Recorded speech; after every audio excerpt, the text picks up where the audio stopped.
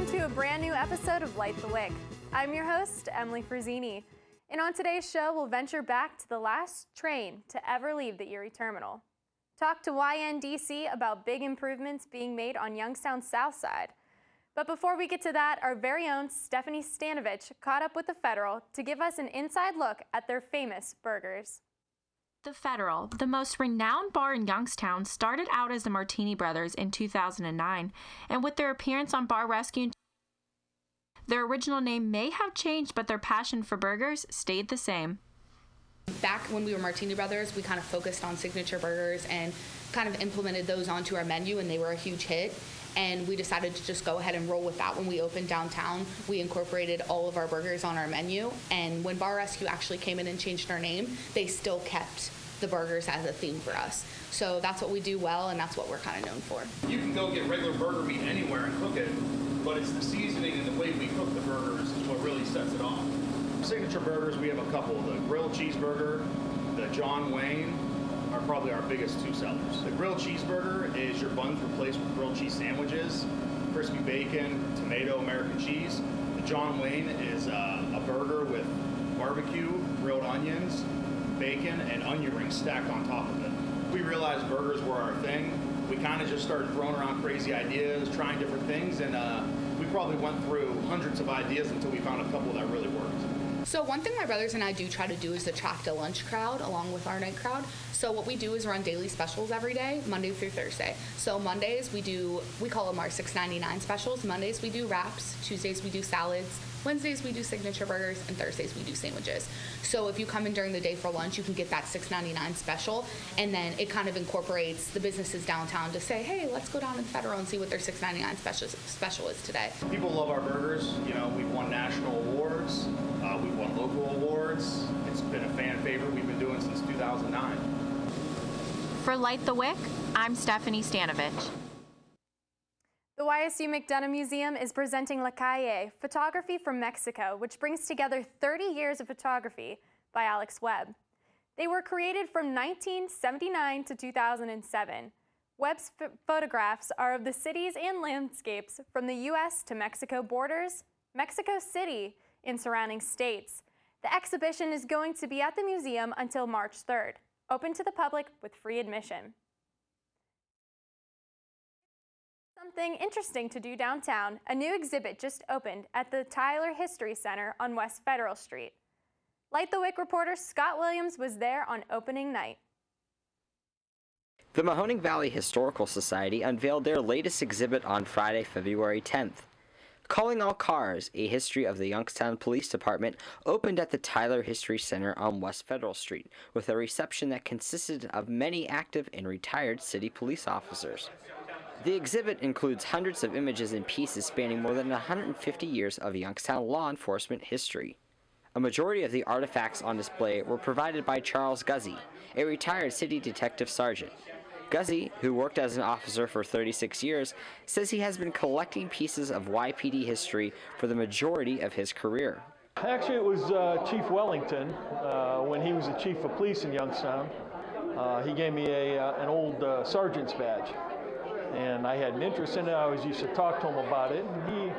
He's more of an authority than I am on the history of the police department. So we'd sit and talk and kind of got my interest, and there's really nobody collecting this stuff. Some of these items I actually pulled out of a dumpster that, they were throwing it away. There's a lot of pride involved with the YPD, and for those who are active on the force or related to somebody who is, the exhibit brought smiles to their faces and brought back many fond memories. My father was a Youngstown police officer. My 4 uncles were Youngstown police officers. And my son was a Youngstown police officer. It means a lot. It brings back a lot of memories, a lot of good memories. I think they did a great job. I think it's great for the community. I think it's great for all the citizens to come out here and see the progression what Youngstown Police Department has made over the past 100 years. I'm a Youngstown police officer. I've been a Youngstown police officer for the last 15 years. It's an honor and a privilege, it really is. I think we got the best police department around, and I'm very lucky to serve with a lot of great guys. This exhibit reflects the good relationship that has existed for quite some time between the public and the YPD, and that is something Guzzi is thankful for. It's nice, you know. I'm glad that we get a big turnout like this, and you know we have the community support that they still, you know, the people of Youngstown, the Youngstown area. There's a lot of support for their police departments in this area. You know, I think the police departments here and the media, you know, there's a very good relationship between everybody, and you know, it's very important, especially this day and age. Calling All Cars, a history of the Youngstown Police Department, will be on display through the spring. The Tyler History Center is open from noon to 4 p.m. Tuesdays through Sundays. Reporting for Light the Wick, I'm Scott Williams. YNDC hosted their monthly Idora Neighborhood Workday last Saturday. Here's Alexis with the story. Last Saturday, over 100 volunteers showed up to help clean out 3 vacant homes in Youngstown. The volunteers ranged from ISU athletes and students to local high schools, church groups, and even some employees from Boardman Target. Volunteers helped by removing overgrown landscaping and taking out trash and debris, and even some old walls from the vacant homes. I was able to catch up with Ernie Barquette, who's a constant YNDC volunteer for workdays, and a local Youngstown resident. To help revitalize the neighborhood, clean up some blight, hopefully make Youngstown look a little bit nicer, so then our appearance is a little bit better, get more business, you know, it helps out the community.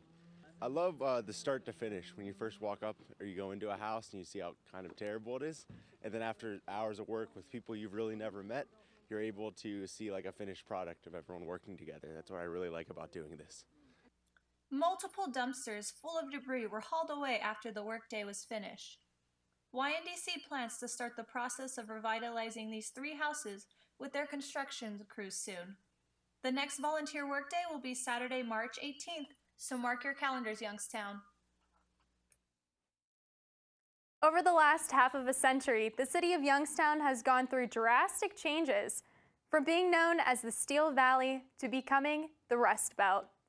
Youngstown has lost a lot, and while most obvious change is the loss of steel mills in the valley, Light the Wick reporter Scott Williams points out one change that is easy to overlook every day.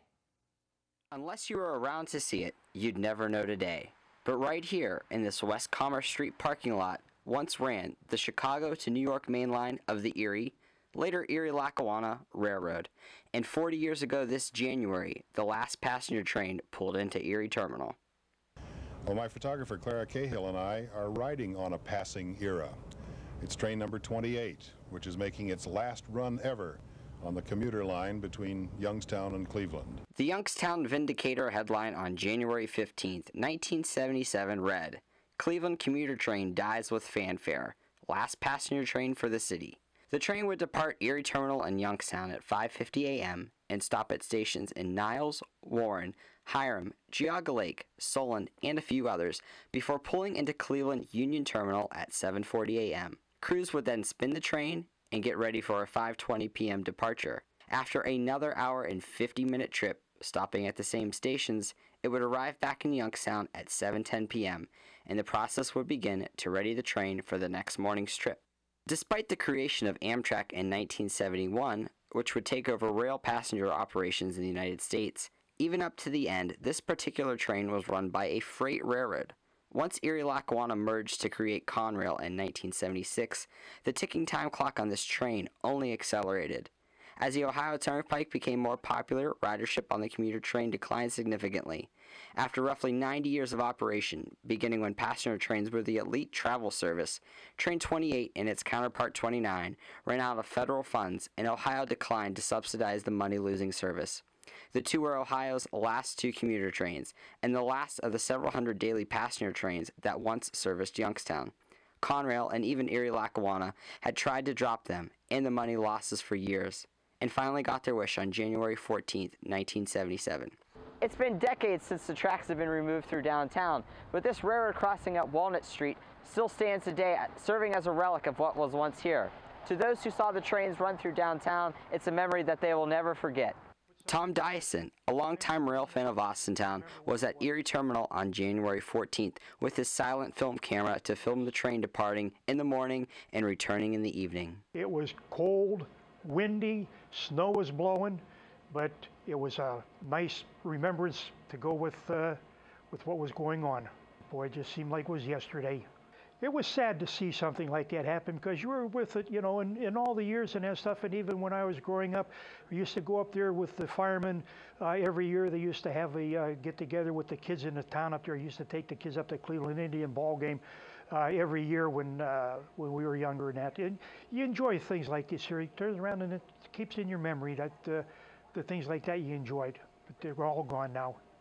Despite Amtrak servicing Youngstown from 1990 to 1995 with the Broadway Limited, and then 1997 to 2005 with the Three Rivers, Youngstown has once again been formally erased from the list of cities with rail passenger service.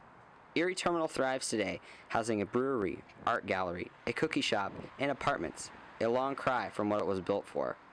Sure, trains still run through Youngstown, however, none that stop to pick up passengers, and none that stop to bring travelers to the city. Reporting for Light the Wick, I'm Scott Williams. That will do it for this week's episode.